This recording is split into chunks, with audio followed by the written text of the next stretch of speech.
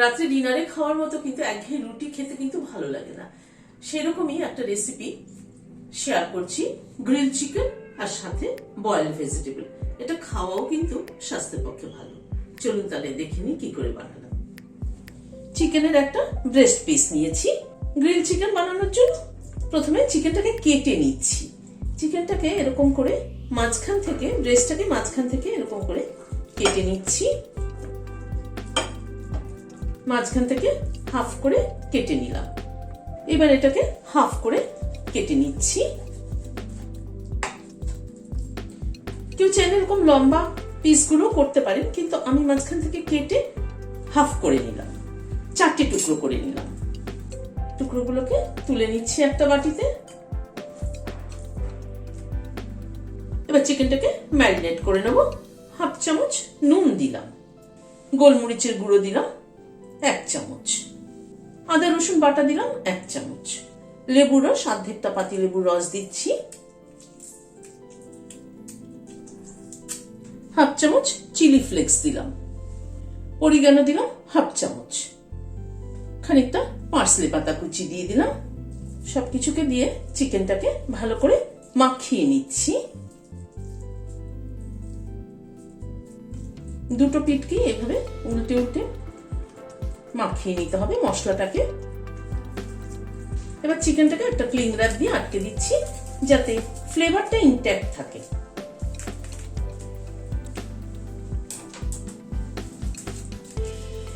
এভাবে ঘন্টাখানেক রেখে দেব। বয়েল ভেজিটেবলের জন্য কি কি সবজি নিয়েছি সেটা একবার দেখিয়ে দিচ্ছি। খানিকটা গাজর এরকম লম্বা লম্বা করে কেটে নিয়েছি, 8-10টা বিনস এরকম লম্বা করে কেটে নিয়েছি, খানিকটা ব্রোকলি নিয়েছি, আর একটা পেঁয়াজ নিয়েছি, আর অর্ধেকটা ক্যাপসিকাম এরকম চৌকো চৌকো করে কেটে নিয়েছি।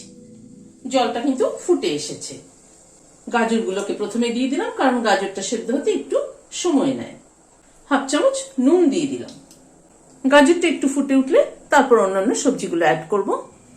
মিনিট 4-5 মতো গাজরটা সেদ্ধ হলো।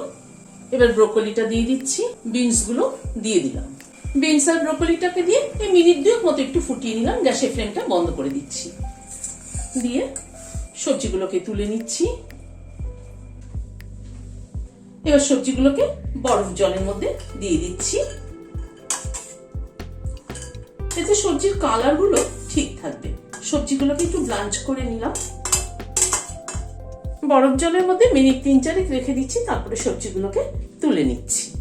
সবজিগুলোকে তুলে নিচ্ছি। সবজিগুলোকে তুলে নিলাম। একটা গ্রিল প্যান বসিয়েছি, অল্প একটু হোয়াইট অয়েল দিচ্ছি। হোয়াইট অয়েলের সাথে একটা কিউব বাটার দিয়ে দিলাম।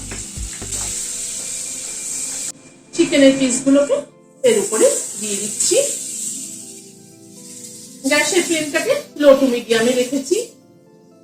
মশলাগুলো থেকে যা রস আছে সেগুলো এর উপরে নিংড়ে দিয়ে দিচ্ছি।